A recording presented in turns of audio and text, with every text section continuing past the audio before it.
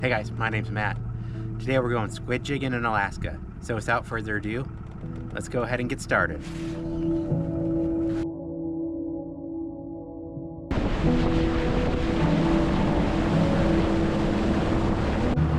Coming up on an iceberg here. That's pretty cool. I guess it's cold out. Cold enough for icebergs.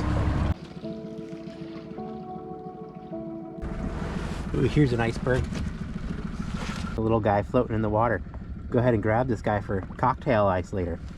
Future ice cubes.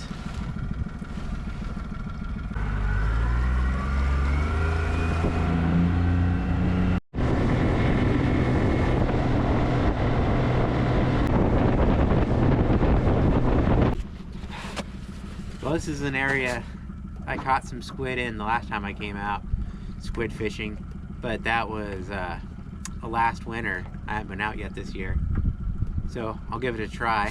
What I'm gonna do is drop down about 600 feet deep with one of these squid jigs, and we're targeting magister armhook squid, which are a pretty big and aggressive squid species.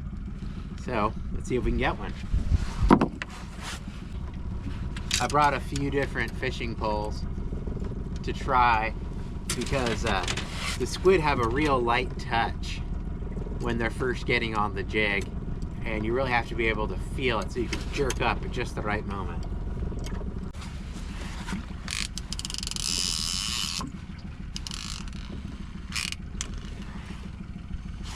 The squid are actually really deep, like 500 to 700 or more feet during the day. So it's kind of a pain to get your jig down there, and even more of a pain to reel it up.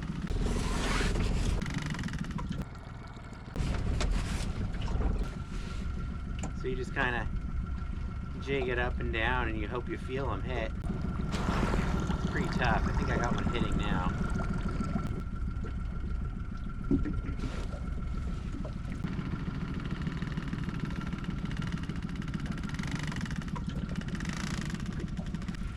It's been a while since I've done this, so I gotta re-get the feel for it. Sometimes just reeling in can help too. Pretty cold out this morning, well below freezing. But now that I'm out here in the sunshine and I'm wearing this suit, I'm like roasting. Definitely felt a couple squid hit it. It's just really hard to get them hooked. If they were up shallower and it didn't take so much weight to get your jigs down, you could really feel them hit, I think.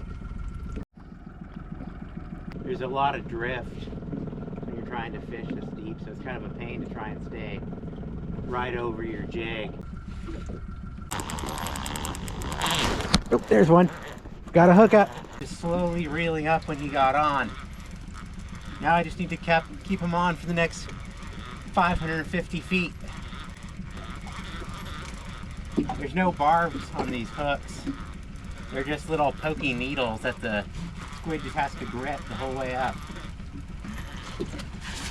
Still 350 feet to go. I'm not sure he's still on there anymore. It's hard to tell. This one doesn't feel huge. 90 feet. Get on! There we go. So this is a magister armhook squid. They're pretty sizable squid, and they have these sharp hooks on their tentacles that are like little mini cat claws. Cool. Now go ahead and dispatch this guy as humanely as possible here, which you just do by bapping them right on top of the eyes, right between the eyes. That's where their brain is more or less located. When they change color, you know that's when you've bonked them properly. Wow, that's gonna be a tasty meal. Yeah, that squid sprayed me in the face with salt water. Salty. I like to use 2 squid jigs so that one is always recharging in the sun, because this has to glow in the dark for it to really attract them properly. So we'll just send this back down there and see if we can get another one. I'd like to get one for a shore lunch and get some for dinner too. Take home and fry them up nice and crispy. It's kind of a chintzy setup on this pole in that the eye rusted out because I just got this pole out of a free bin somewhere, and it just happens to work really nicely for catching squid. And I went around to all the stores in town, which are, you know, there's only 2 of them, and I tried to find a replacement eye, but they didn't have any. So I sort of made do by taking an electrical splice for like a battery terminal and splicing it onto the end, crimping it onto the end of the pole. Seemed to work. It's kind of ugly. Not an ideal long-term fix. All right, let's catch another one. Gotta admit, I was kind of sweating there for getting that squid up. This suit is awesome, but it's like a third of an inch of foam all around your body. So unless it's super frigid, it's easy to overheat in.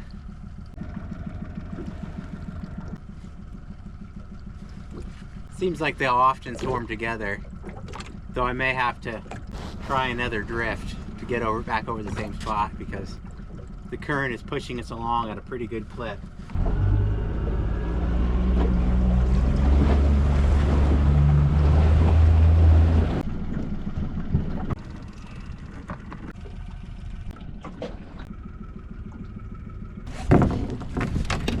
Well, no more bites and I'm getting hungry, so I'm gonna go to shore, I'm gonna start a fire and do some squid kebabs.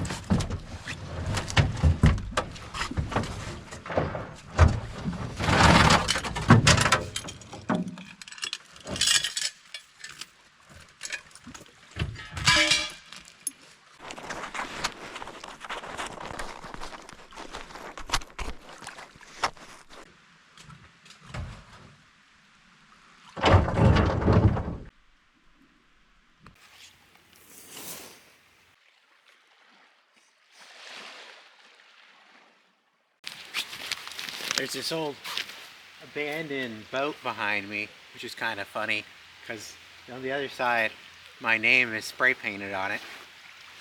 Probably been there since before I was born, but kind of makes me like this beach a little more.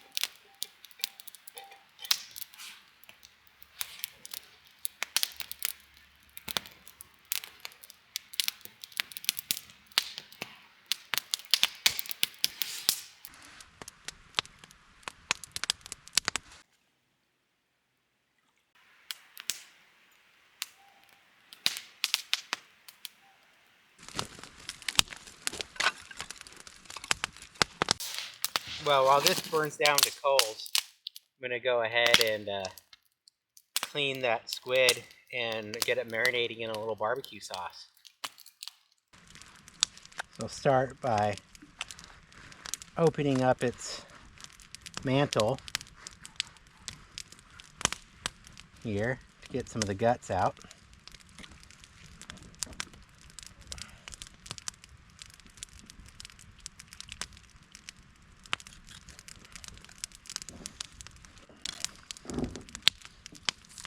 Peel that out.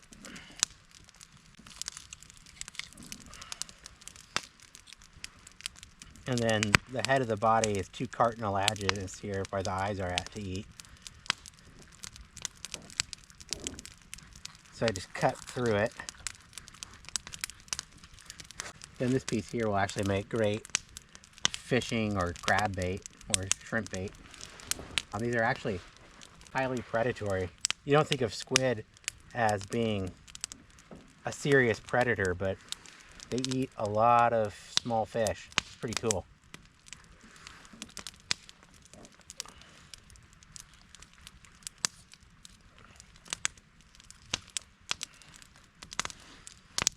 I'll get this pen out here, this kind of weird plasticky feeling part.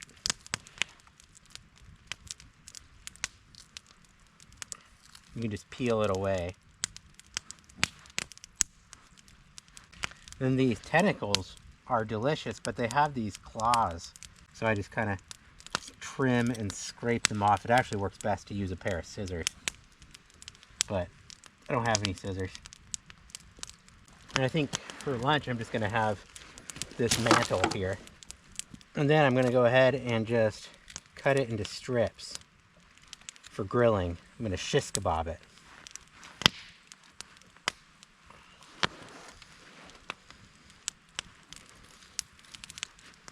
Then I'm gonna go ahead and give it a squirt of this barbecue sauce. It's a Japanese barbecue sauce. It's got yuzu in it, which is super tasty.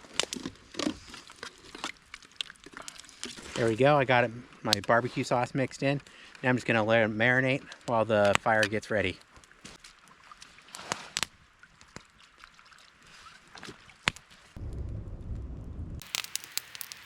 It's hard to beat the simple pleasure of going out in the boat, having a campfire on the beach, cooking up something you caught yourself, warm cup of tea on a cold winter's day. Yeah, this is living. Get these squid on the skewer. It's a little tough to stick on the little shish kebab skewers. Squid's kind of a chewy thing.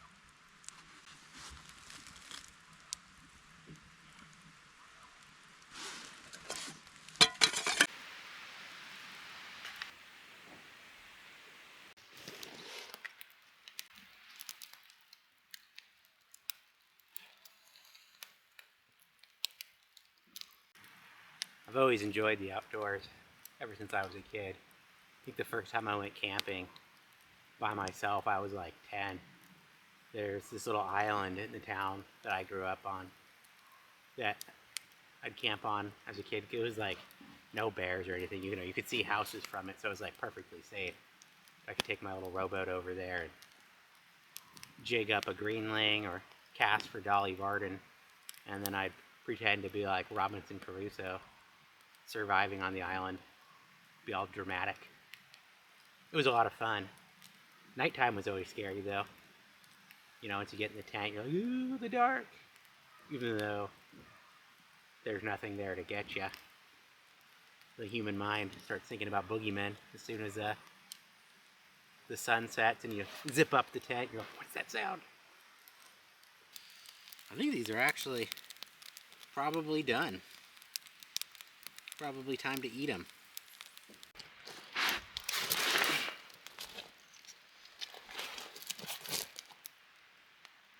I got a little bit of grit on it there, but oh well. I think these are good. The moment of truth.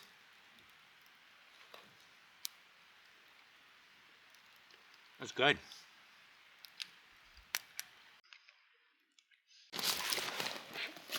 That's actually really good. Everybody always thinks of deep frying squid, but there's all kinds of ways you can cook it. I like to just grill it on the barbecue in like a big flat sheet sometimes and then cut it into strips. I like it in stir fries. It's good in like a stew sometimes, like a kimchi style, like Korean stew. That's pretty good. Dropping a few slivers into some ramen. All kinds of ways to eat it.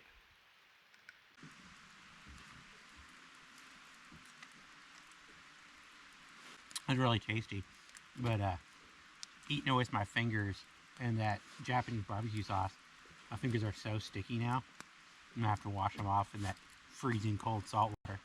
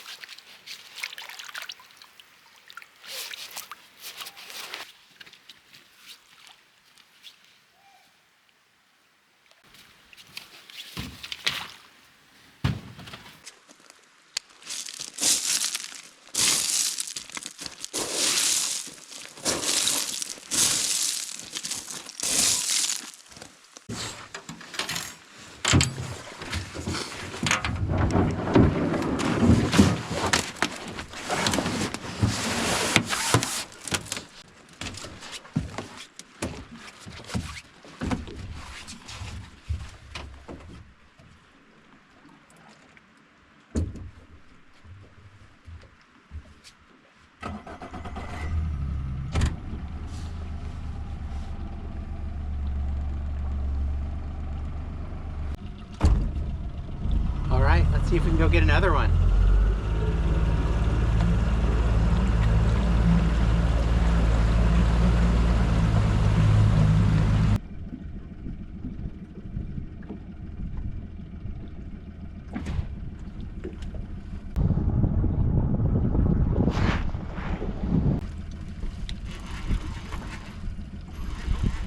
There we go. Okay.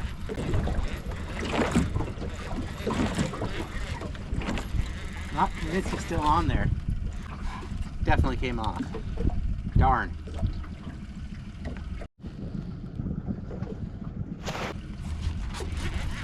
There we go. There's a hookup. One feels like a nice one. Feels like a fatty. I just got to keep them on for the next 650 feet.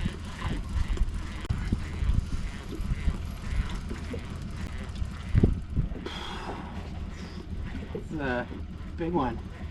Heavy. Getting close now. There he is. Nice one.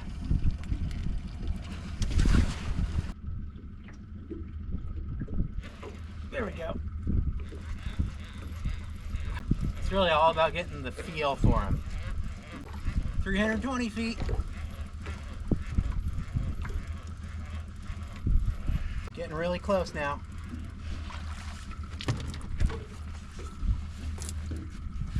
Squid in the boat.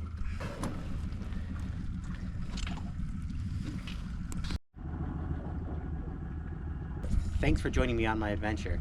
I hope you found it at least a little bit interesting. And if you did, if you could please hit the like or subscribe button, that'd be pretty sweet. Well, I hope I'll see you next time.